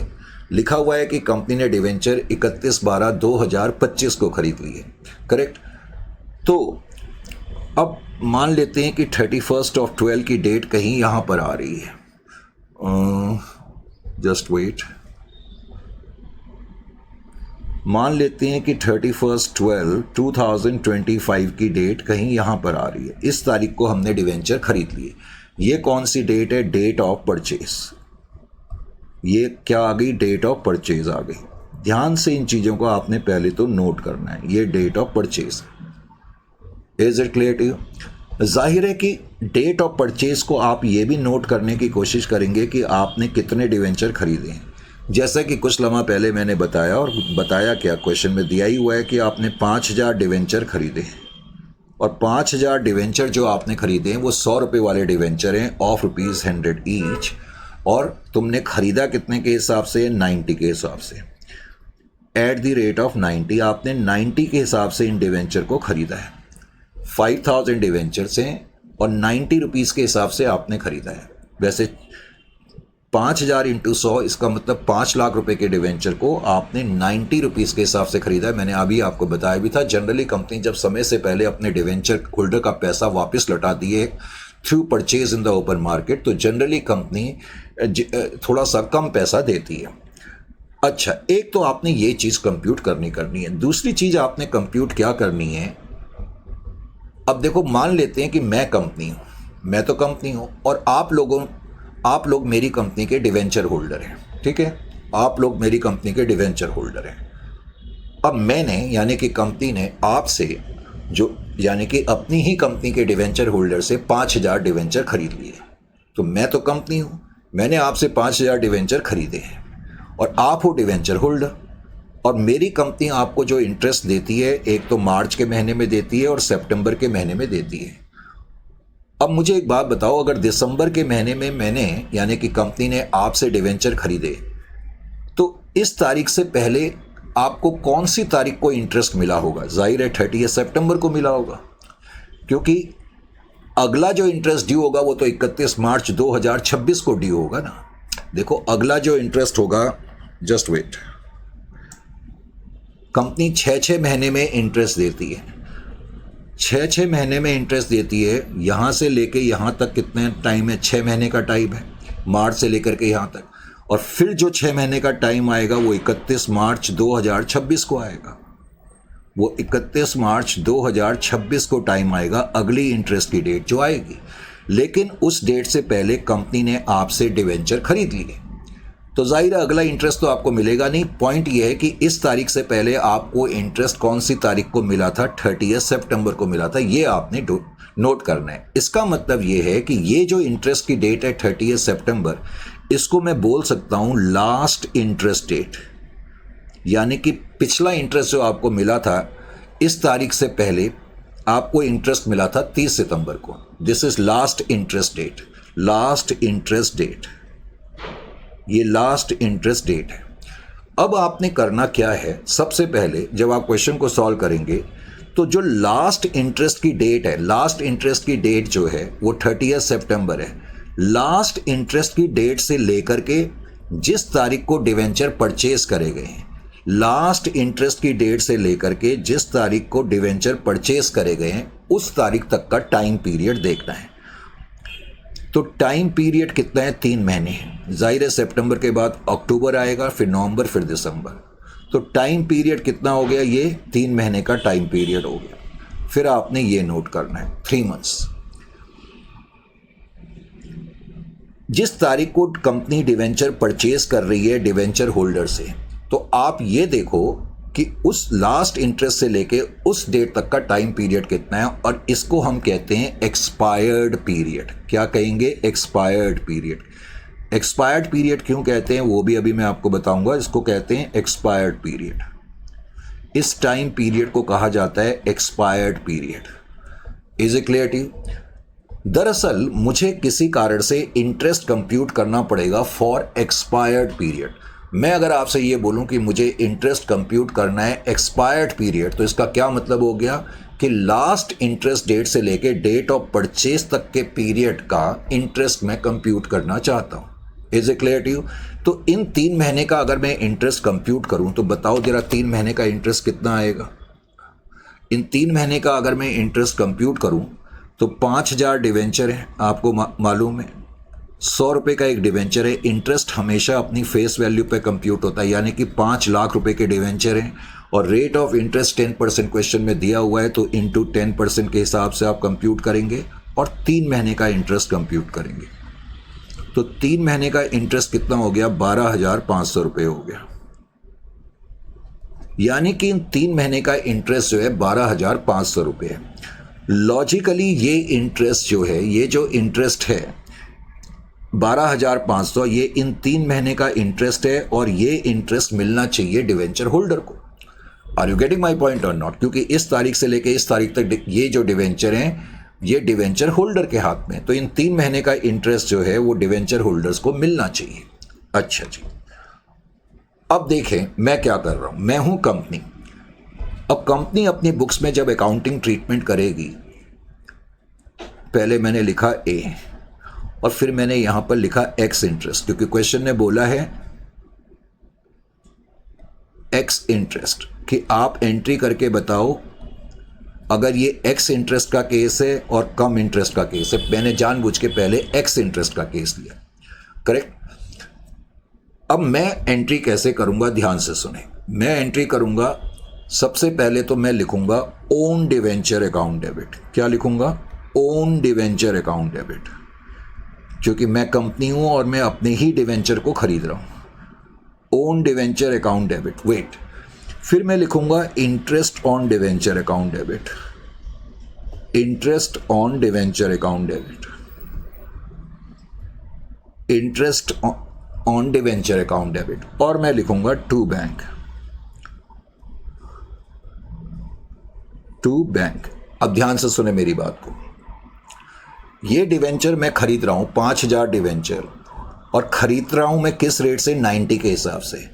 तो मैं यहां पर लिखूंगा 4.5 लाख, यानी कि अपने ही डिवेंचर को खरीदने के लिए मैंने कितनी पेमेंट दी डिवेंचर होल्डर को, 4.5 लाख की पेमेंट दी। बात समझ में आ गई? अपने ही डिवेंचर मैंने खरीदे, हालांकि ये डिवेंचर 100 रुपये वाले हैं, 5 लाख के डिवेंचर हैं, लेकिन मैं आपको जो पेमेंट कर रहा हूं अपने डिवेंचर खरीदने के लिए वो 4.5 लाख की पेमेंट कर रहा हूं। और मैंने कहा जब कोई कंपनी अपने ही डिवेंचर खरीदती है तो interest for expired period, correct, last interest की डेट से लेके डेट ऑफ परचेज तक ये डिवेंचर होल्डर के हाथ में थे, तो इस पीरियड का इंटरेस्ट भी डिवेंचर होल्डर के हिस्से का बनता है। तो उसकी पेमेंट भी आप करेंगे, और उसकी पेमेंट कितनी है, 12,500 की, जो कि हमने कंप्यूट करी। यानी कि जो टोटल पेमेंट तुम डिवेंचर होल्डर को दे रहे हो वो 4,62,500 की दे रहे हो। डिवेंचर के लिए जो पेमेंट दी जाती है वो कैपिटल नेचर की होती है और इंटरेस्ट की पेमेंट रेवेन्यू नेचर की होती है, इसलिए इनको अलग अलग करके दिखाना पड़ता है। एक तो आपने ये एंट्री लिखी। अब आप क्या करोगे, अगली एंट्री लिखोगे, इसको हम बोलते हैं कैंसिलेशन ऑफ डिवेंचर। पहले तो मैंने अपने डिवेंचर खरीद लिए, अब मैं डिवेंचर को कैंसिल करूंगा। कैंसिल कैसे करूंगा? हमारी कंपनी ने जो ये डिवेंचर इशू करे हुए हैं, 5000 डिवेंचर इशू करे थे आपको। वैसे तो हमारी कंपनी ने बहुत डिवेंचर इशू करे थे, लेकिन आपको जो डिवेंचर इशू करे हैं वो 5000 डिवेंचर इशू करे, करेक्ट? तो आपसे 5000 डिवेंचर हम वापस ले लेंगे। 10% डिवेंचर अकाउंट डेबिट, 5000 इंटू 100, क्योंकि 5 लाख रुपए के डिवेंचर मैं इनको अब लिख रहा हूं, क्योंकि अभी तक तो मैंने ये लिखा ही नहीं है डिवेंचर। भाई जब कोई कंपनी अपने डिवेंचर खरीदेगी तो जो मैंने डिवेंचर इशू करे थे अब मैं उनको कैंसिल कर रहा हूं। ये जो 10% डिवेंचर मैंने आपको इशू करे हुए थे, करेक्ट, अब इसके अगेंस्ट मैं आपको पेमेंट दे चुका हूं, तो इसका मतलब अब मैं इन डिवेंचर को, यानी कि अपनी इस लायबिलिटी को खत्म कर रहा हूं, एक्सटिंग्विश कर रहा हूं। तो 10% डिवेंचर अकाउंट डेबिट टू, अब ये जो मैंने ओन डिवेंचर लिखा हुआ है इसको मैं क्रेडिट कर करके खत्म कर दूंगा टू ओन डिवेंचर अकाउंट। यानी कि जब मैंने आपको पेमेंट करी तो तब मैंने डिवेंचर अकाउंट नहीं लिखा था, तब मैंने ओन डिवेंचर लिखा था। तो इस ओन डिवेंचर को मैंने कैंसिल कर दिया। Is a clear to you? Own debenture account debit 4,50,000। अब 5 लाख रुपए के डिवेंचर, यानी कि मेरी 5 लाख से लायबिलिटी कम हो गई, क्योंकि 5 लाख रुपए के डिवेंचर वापस आ गए, और मैंने आपको पेमेंट दी इन डिवेंचर को खरीदने के लिए 4.5 लाख की। डिवेंचर के लिए तो पेमेंट 4.5 लाख की है ना, ये तो इंटरेस्ट की पेमेंट है। तो डिवेंचर को खरीदने के लिए तो आपने 4.5 लाख दिए है ना, तो इसलिए जो गेन हो गया उसको हम कैपिटल रिजर्व में ले जाते हैं। समझ में आया? क्योंकि ये कैपिटल नेचर का प्रॉफिट है, capital reserve account, that is equal to 50,000 balancing figure. तो कैपिटल रिजर्व अकाउंट में इतना आएगा। इसको मैं कहूंगा पेमेंट। अभी बाद में जब मैं लिखाऊंगा तो मैं बताऊंगा नरेशन भी। इसको बोलेंगे पेमेंट और इसको बोलेंगे cancellation. Actual payment for purchase, actual payment for purchase, और ये है कैंसलेशन, कैंसलेशन ऑफ डिवेंचर। इसको मैं बोलूंगा कैंसलेशन ऑफ डिवेंचर। मैं चाहता हूं कि आप इसको नोट कर लें, जिस तरह से मैं करा रहा हूं इस तरीके से ही आप करें। अब इसको एक्स इंटरेस्ट क्यों कहते हैं? एक्स इंटरेस्ट इसलिए कहते हैं क्योंकि यहां मैं जो टोटल पेमेंट दिखा रहा हूं, ये जो टोटल पेमेंट है इसमें डिवेंचर के लिए 4.5 लाख की पेमेंट है, इंटरेस्ट के लिए यानी कि 12,500 की पेमेंट है। Is it clear to you? यानी कि क्वेश्चन में जो ये दिया हुआ है कि हमने ये 5,000 डिवेंचर खरीदे हैं 90 रुपीज़ के हिसाब से, तो जब एक्स इंटरेस्ट का केस होता है तो इसका मतलब ये जो अमाउंट तुम्हें क्वेश्चन में दिया हुआ है कि 5,000 डिवेंचर्स आपने 90 रुपए के हिसाब से खरीदे, ये डिवेंचर की पेमेंट है।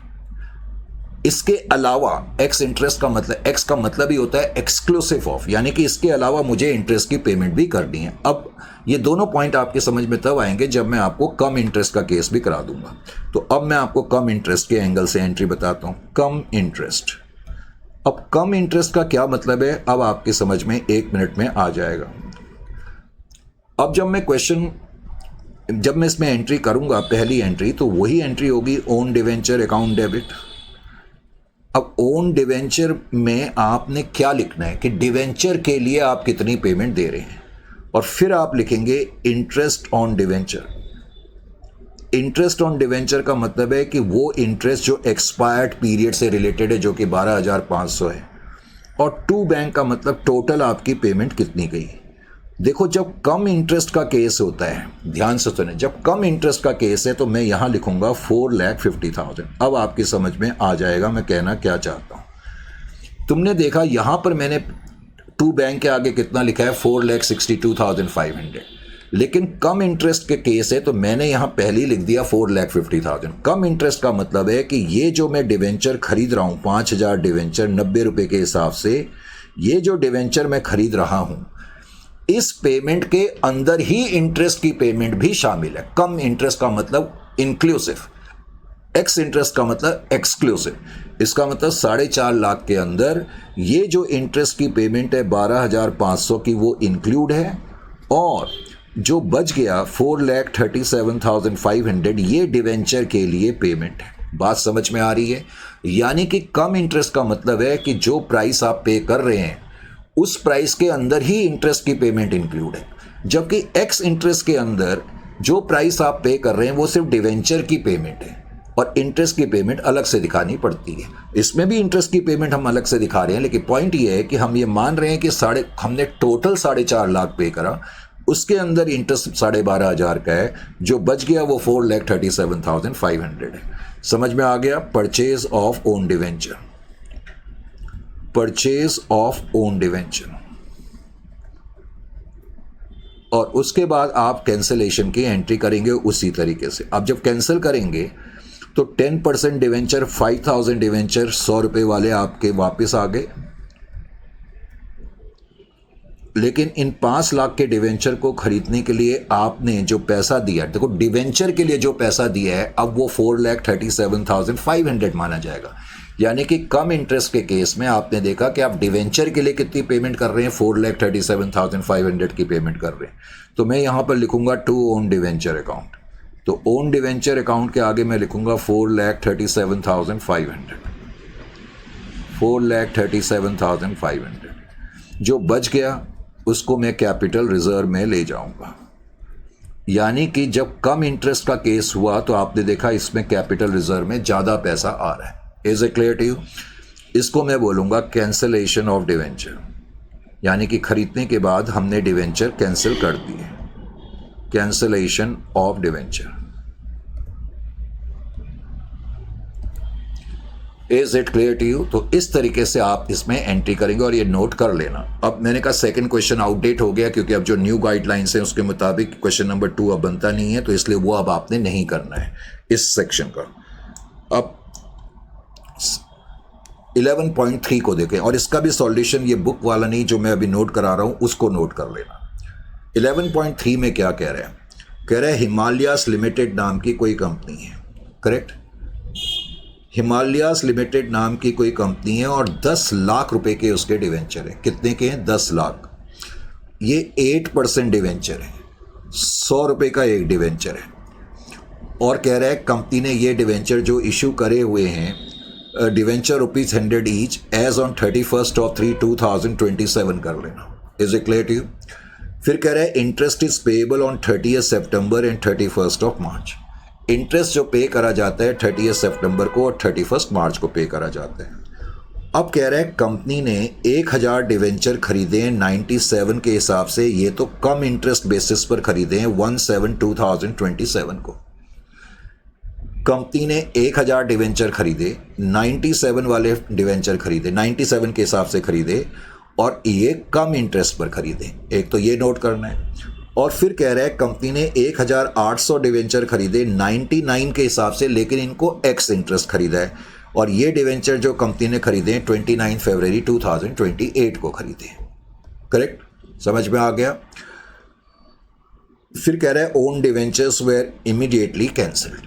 ये तो हम वैसे भी मान करके चलते हैं। अब ये जो सॉल्यूशन है इस पर्टिकुलर टॉपिक के सॉल्यूशन, मेरी एडवाइस है जो मैं करा रहा हूँ वही वाले सॉल्यूशन आपने नोट करने, यानी कि उन्हीं को देखना है। जैसे कई बार मैं डायरेक्टली यहीं से करा देता हूँ, तो मैंने आपको बोला है कि इस पर्टिकुलर सेक्शन में जो सॉल्यूशन है मेरी एडवाइस है जिस तरह से मैं करा रहा हूँ उसके हिसाब से मूव करना। अब इस केस में जब मैं एंट्री लिखूँगा, पहले तो इसको ज़रा समझ लें अच्छी तरह क्वेश्चन क्या है। पहले तो मैंने बताया क्वेश्चन को जब भी समझना हो तो पहले तो आपने एक लाइन स्ट्रेच कर ली आराम से। पहले तो ये देखो कि तुम्हारी जो इंटरेस्ट की डेट्स हैं वो कौन कौन सी हैं। कह रहा है एक तो 30 सितंबर है और 31 मार्च है। 31 मार्च और 30 सितंबर पिछले क्वेश्चन की तरह इसमें भी इंटरेस्ट की ड्यू डेट्स हैं, ये तो हमें दिया हुआ है। फिर उसने बताया कंपनी ने 1,000 डिवेंचर परचेज करे हैं, कौन सी तारीख को परचेज करें वो इम्पॉर्टेंट है। वो कह रहे हैं 1 जुलाई 2027 को परचेज करें। देखो जब ये डेट आप देखोगे ना, जैसे ये मार्च है और ये 30 सितंबर है, थोड़ा सा ध्यान ये रखना जब आप एनालिसिस कर रहे हो ये कौन सी डेट है, ये सितंबर से पहले आएगी, ये सितंबर से पहले आएगी या बाद में आएगी? सर पहले आएगी। तो कोशिश ये करना कि डेट उसी हिसाब से लिखी जाए। तो वो कह रहा है कि 1/7/2027 को date of purchase, DOP, date of purchase जो है 1/7/2027 है। यानी कि मैं अब जो तुम्हें पॉइंट बताना चाह रहा हूं कि इस तारीख को मैंने परचेज करा, तो इस तारीख से पहले जो मुझे इंटरेस्ट मिला होगा, क्योंकि इस तारीख के बाद सितंबर आता है ना, तो इस तारीख से पहले जो मुझे इंटरेस्ट मिला होगा वो 31 मार्च 2027 का मिला होगा। बात समझ में आ रहा है? यानी कि यहां से लेके यहां तक का जो पीरियड है ये क्या है? एक्सपायर्ड पीरियड है। अभी मैंने तुम्हें बताया इसको हम एक्सपायर्ड पीरियड कहते हैं। This is your expired period. अब एक्सपायर्ड पीरियड कितने टाइम पीरियड का है? देखें यहां पर मार्च के बाद क्या आता है? अप्रैल, अप्रैल के बाद मई के बाद जून। 1 जुलाई को तो आपने खरीद ही ली है, यानी कि 3 महीने का टाइम पीरियड है। अब इन 3 महीने का पहले आप इंटरेस्ट कहीं अलग रफ में कंप्यूट कर लें या अपनी सहूलियत के लिए कहीं पर भी कंप्यूट कर लें। अब मैंने ये इंटरेस्ट कंप्यूट करा। अब जब मैं इंटरेस्ट कंप्यूट करूंगा तो 1000 डिवेंचर है, 100 रुपये का एक डिवेंचर है, और रेट ऑफ इंटरेस्ट जो है वो 8% है इंटू 8%, और 3 महीने का इंटरेस्ट कितना हो जाएगा? Into 3/12। Is it clear to you? तो 1 लाख का 8% तो हो गया 8000, 8000 का 1/4 हो गया 2000, तो 2000 रुपये का इंटरेस्ट बनता है इन 3 महीने का। ये तो बात आपको पता लग गई। अब आपने इस तारीख को जो डिवेंचर खरीदे हैं, कितने डिवेंचर खरीदे हैं आपने? 1000 डिवेंचर खरीदे। 1000 डिवेंचर जो आपने खरीदे किस रेट के हिसाब से खरीदे? 97 के हिसाब से खरीदे। और क्या कह रहे हैं कि आपने कम इंटरेस्ट खरीदे, यानी कि ये जो प्राइस आप दे रहे हैं ये टोटल दे रहे हैं। ये 1000 इंटू 97 का जो प्राइस है इसके अंदर डिवेंचर की पेमेंट भी इंक्लूड है और इसके अंदर इंटरेस्ट की पेमेंट भी इंक्लूड है। मैं कहना क्या चाहता हूँ, सपोज मैं अभी आपको पार्ट ए की एंट्री बता रहा हूँ, यानी कि ये इस वाले की बता रहा हूँ जो 1000 डिवेंचर आपने खरीदे। तो एंट्री आपकी हो जाएगी पहले तो purchase of own debenture,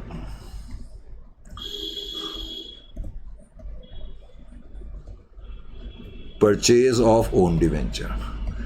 entry हो जाएगी ओन डिवेंचर अकाउंट डेबिट। अब ओन डिवेंचर आपने खरीदे हैं, interest on debenture account debit, interest on debenture account debit, और फिर हम लिखेंगे टू बैंक।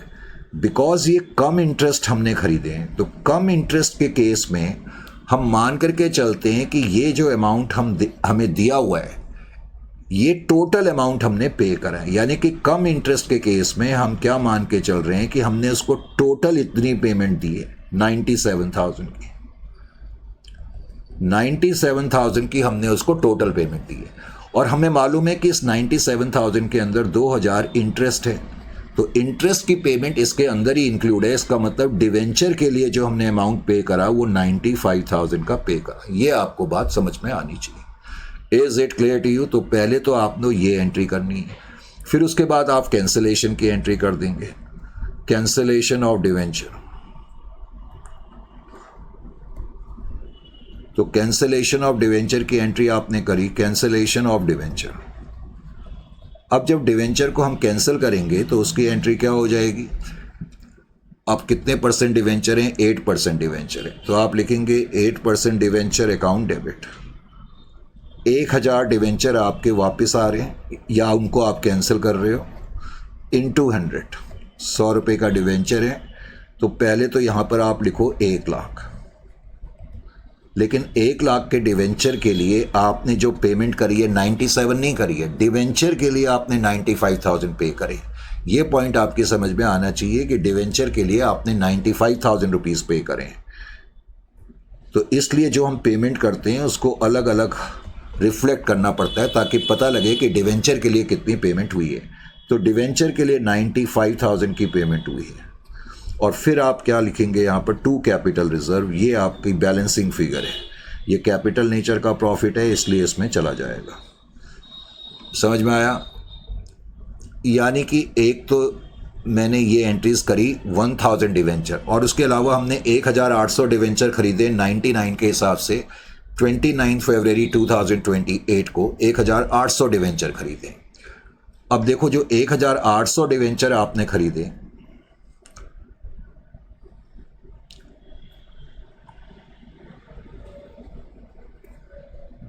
चलो इसको छोड़ो, मैं यहाँ समझा देता हूँ। दूसरा पॉइंट, केस इसी क्वेश्चन का दूसरा पार्ट समझाने के लिए मैंने यहाँ बना दिया। अब वो कह रहा है कि आपने जो डिवेंचर खरीदे हैं, कौन सी तारीख को खरीदे हैं डिवेंचर? 29 फरवरी 2028 को खरीदे हैं। तो मान लेते हैं कि 29 फरवरी की डेट कहीं यहाँ पर है, 29 फरवरी 2028। देखो 29 फरवरी को अगर मैंने डिवेंचर खरीदे हैं और जैसा कि क्वेश्चन में दिया हुआ है कि ये कंपनी जो इंटरेस्ट पे करती है, एक तो मार्च में करती है, ये तो हमें दिया ही हुआ है, और सितंबर में करती है। मार्च में करती है और सितंबर में करती है। इसका मतलब जिस तारीख को डिवेंचर खरीदे गए हैं उससे पहले की इंटरेस्ट की डेट कौन सी रही होगी? सितंबर की रही होगी। सितंबर जो है आपकी last interest date, LID, last interest की डेट रही होगी। ये आपकी डेट ऑफ परचेज है और लास्ट इंटरेस्ट की डेट जो है वो सितंबर रही होगी, 30 सितंबर। क्योंकि फरवरी के अगले महीने मार्च आ जाएगा ना, तो इससे पहले जो आपको इंटरेस्ट मिला होगा वो सितंबर में मिला होगा। तो लास्ट इंटरेस्ट की डेट से लेके यहाँ तक कितना टाइम पीरियड हो गया, पहले तो आप ये देखें। तो सितंबर के बाद आता है अक्टूबर, फिर आता है नवंबर, फिर आता है दिसंबर, फिर आता है जनवरी, और बिकॉज 29 फरवरी को खरीदा है तो फरवरी। ये हो गए जी आपके 5 महीने। इसका मतलब लास्ट इंटरेस्ट की डेट से लेके डेट ऑफ परचेज तक का टाइम पीरियड 5 महीने का है। तो इस तारीख से लेके इस तारीख तक का इंटरेस्ट कितना बनता है, ये पहले आप कहीं रफ में कंप्यूट कर लें। तो इंटरेस्ट फॉर एक्सपायर्ड पीरियड, तो इंटरेस्ट फॉर एक्सपायर्ड पीरियड कितना बनता है ये देखने के लिए आपको क्या करना पड़ेगा? अब की बार आप 1800 डिवेंचर खरीद रहे हो, 100 रुपये का डिवेंचर है, रेट ऑफ इंटरेस्ट 8% है, करेक्ट, 8% है, और 5 महीने का इंटरेस्ट अब की बार आपको कंप्यूट करना पड़ेगा 5/12, क्योंकि मैंने बताया ना ये 5 महीने होते हैं। तो 5 महीने का इंटरेस्ट आपका आ जाएगा जी 6000 एग्जैक्टली, पक्का, राइट, 6000 ही आ रहा है। तो 6000 रुपये का आपका इंटरेस्ट बनेगा। Is it clear to you? वैसे मैं चेक कर लूँ अगर आप कहो तो। नहीं, 6000 ही आएगा, मुझे याद है।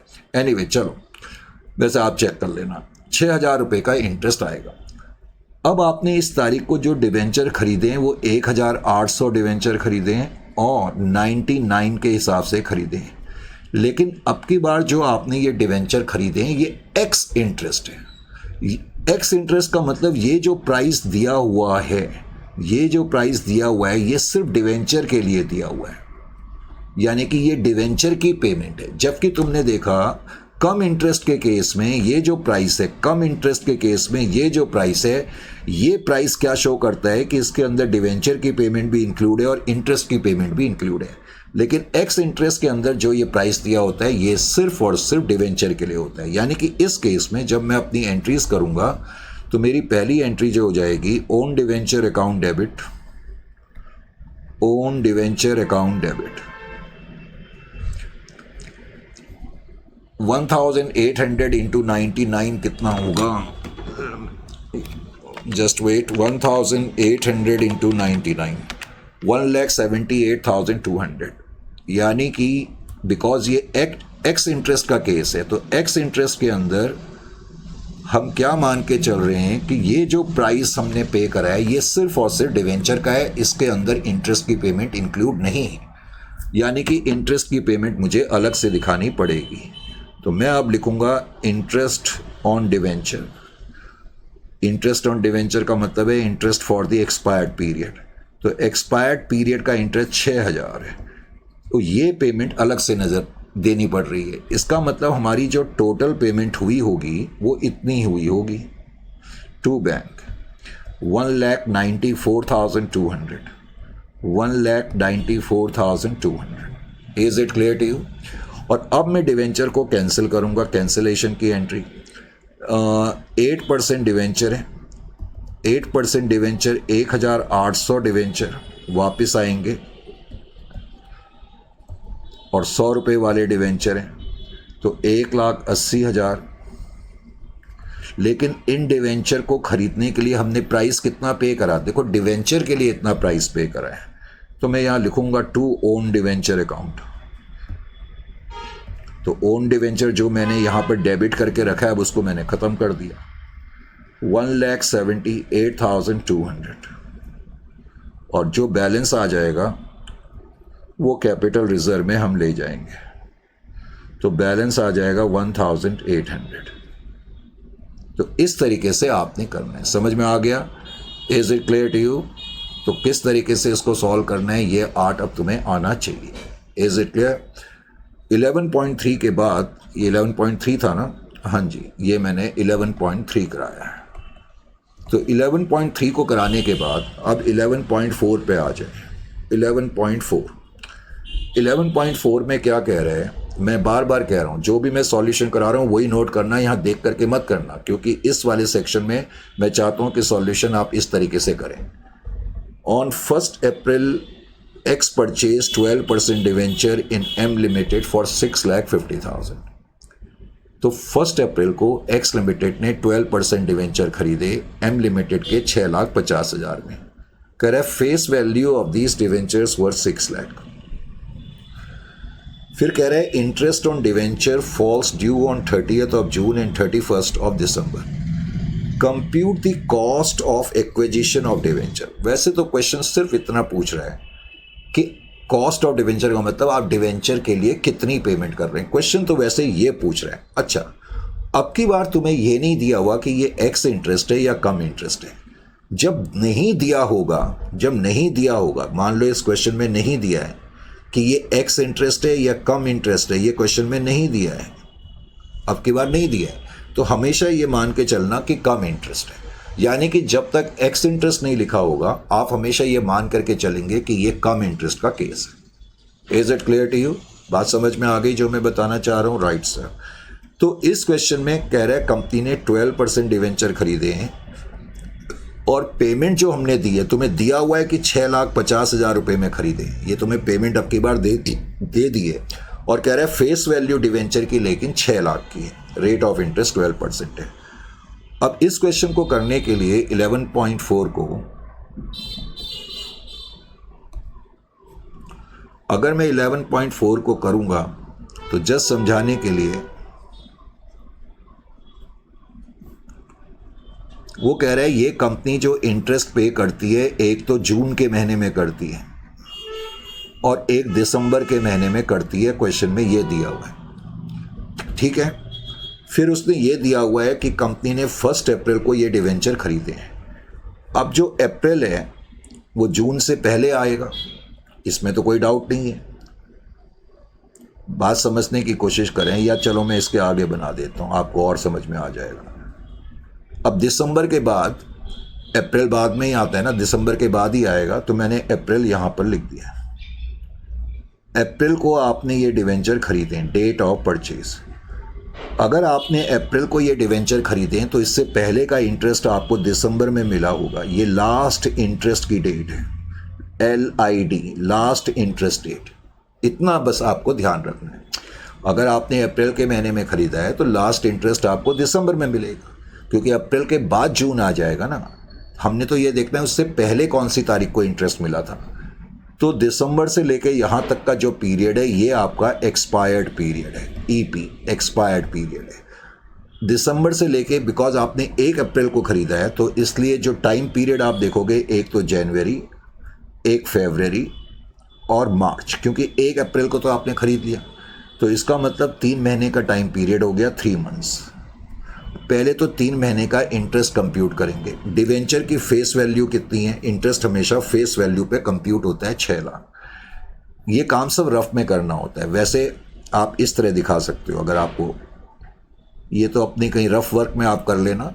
अब सॉल्यूशन करोगे तो उसमें interest on debenture for expired period, पहले आप ये कंप्यूट कर लो, interest on debenture for expired period. अब मैंने शॉर्ट में लिख दिया EP, for expired period. 6 lakh रुपए के डिवेंचर है, डिवेंचर इंटरेस्ट हमेशा फेस वैल्यू पे कंप्यूट होता है, 6 लाख तुम्हें दिया ही हुआ है। रेट ऑफ इंटरेस्ट डिवेंचर का जो दिया हुआ है वो 12% दिया हुआ है, तो 12% इंटू 12%, और अभी अभी हमने टाइम पीरियड कंप्यूट करा, वो आ गया आपका इतना 3/12, तो 72,000 का 1/4 18,000, तो 18,000 आपका इंटरेस्ट बनता है। अब टोटल अमाउंट आपने कितना पे करा है, टोटल पेमेंट। अब क्वेश्चन में दिया हुआ है कि आपने टोटल अमाउंट जो पे करा है इन डिवेंचर को खरीदने के लिए, क्वेश्चन में लिखा हुआ है कि 1 अप्रैल को आपने डिवेंचर परचेज करे फॉर रुपीज 6,50,000। 6,50,000 की आपकी टोटल पेमेंट है, और क्वेश्चन में दिया नहीं है कि ये एक्स इंटरेस्ट है या कम इंटरेस्ट, तो हम ये मान करके चल रहे हैं कि ये कम इंटरेस्ट है। So this is a case of come interest.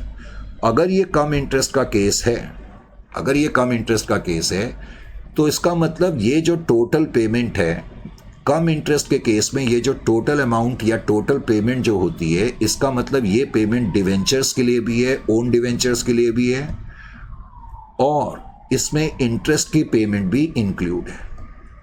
और हमें इंटरेस्ट की पेमेंट अब पता लग चुकी है कि 18,000 की है, तो इसका मतलब डिवेंचर के लिए हमने पेमेंट कितना करा होगा, 6,32,000 करा होगा। अगर ये एक्स इंटरेस्ट का केस होता तो ये 6,50,000 पूरी पेमेंट जो होती ओन डिवेंचर के लिए होती, और उसके अलावा इंटरेस्ट की पेमेंट होती 18,000 की। तो कम इंटरेस्ट में ये समझ में आना चाहिए। अब इस केस में मेरी पहली एंट्री क्या हो जाएगी, own debenture account debit. Own कहाँ गया, हाँ ठीक है, ओन डिवेंचर अकाउंट डेबिट, फिर interest on debenture account debit, interest on debenture account debit. Interest on debenture के आगे हम लिखेंगे 18,000, डिवेंचर के आगे लिखेंगे 6,32,000।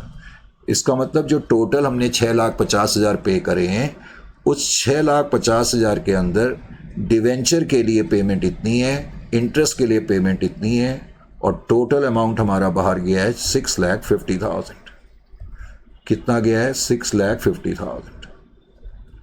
Is it clear to you? अच्छा जी, उसके अलावा आप कैंसिलेशन की एंट्री करेंगे, तो कैंसिलेशन की एंट्री जब करेंगे तो debenture account debit, percentage 12% debenture है, लिखना चाहते हो तो